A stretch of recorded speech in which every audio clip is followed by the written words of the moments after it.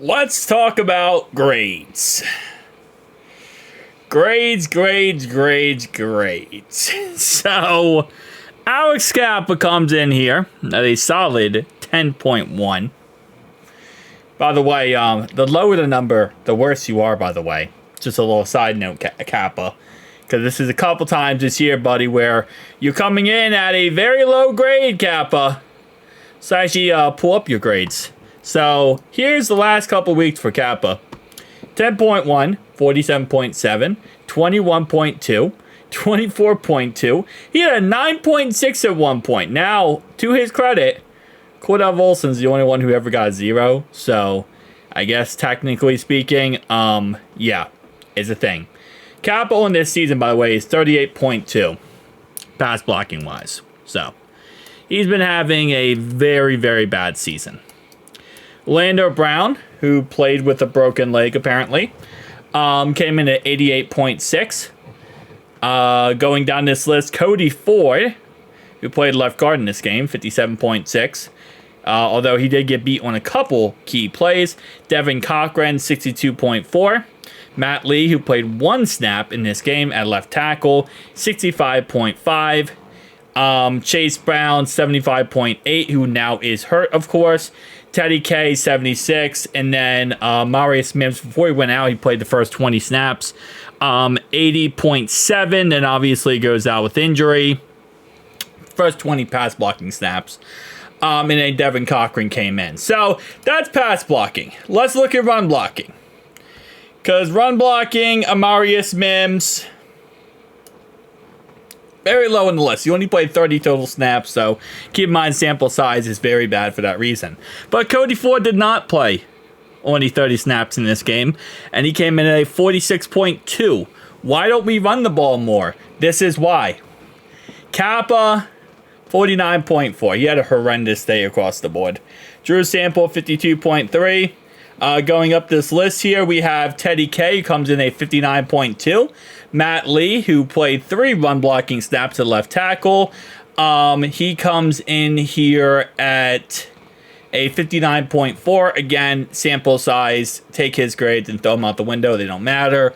Orlando Brown, 64.7. Devin Cochran, surprisingly enough, 76.8. It's the same story, different game. Offensive line sucks.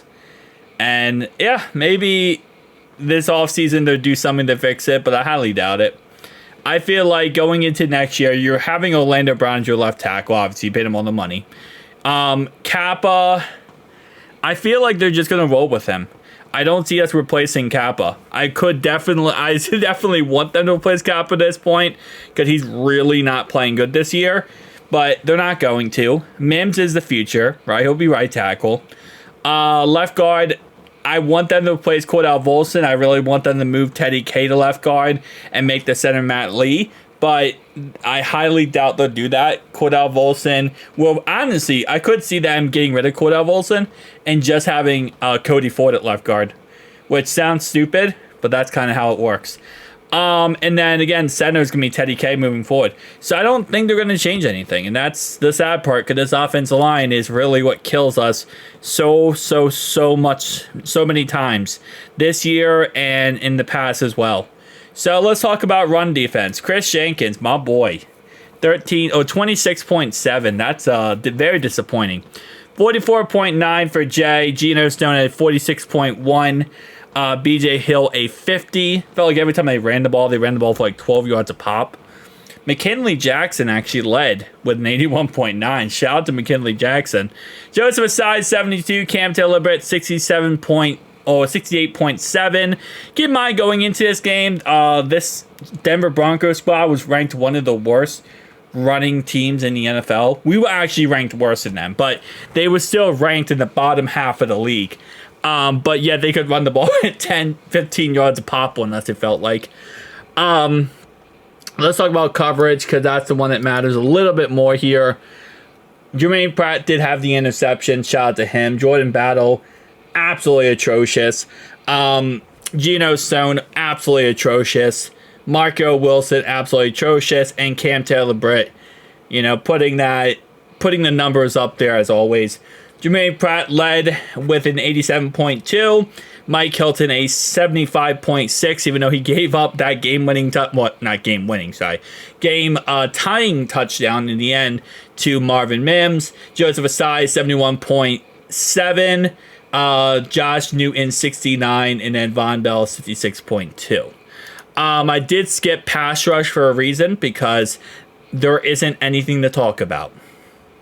Yeah, getting pressure on Bo Nix was like pulling a nail out of your head after the nail constantly goes in your head. Cedric Johnson did have a sack in this game, and he was the big boy in this game who had a sack in the most key situation possible. Mike Hilton, actually, ironically enough, had a 44 pass rushing grade, which from a cornerback position, not really saying much. But nobody got home in this game, other than Trey and Cedric Johnson. I lie. We also had a sack with Joseph Asai. But, yeah, it was not a good pass rushing night, to say the least. Listen, across the board, we won, right? And this year, in general, has been ups and downs, peaks and valleys. It is what it is at the end of the day. We just gonna have to keep trying to finesse our way into winning and keep finessing our way moving forward. We have to, again, play the Steelers this upcoming week. The Colts lost today, which is great, but the Dolphins won.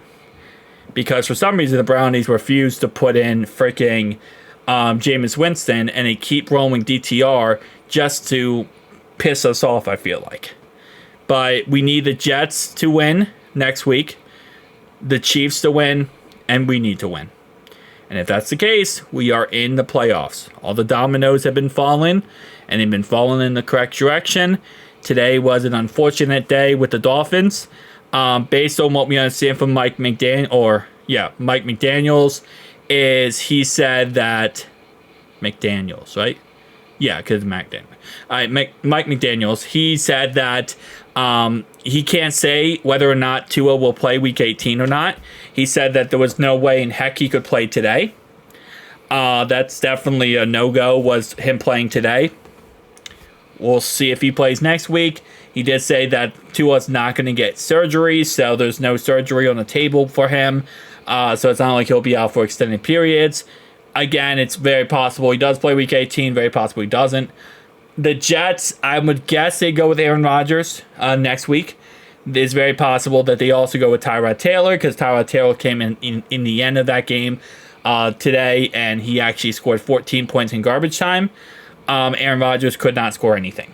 So he did get benched, and I'm not sure if they're going to go with him. At this point, just win, please. That's all we care about at this point. Just win, baby, win. As Al Davis said, just win, baby, win.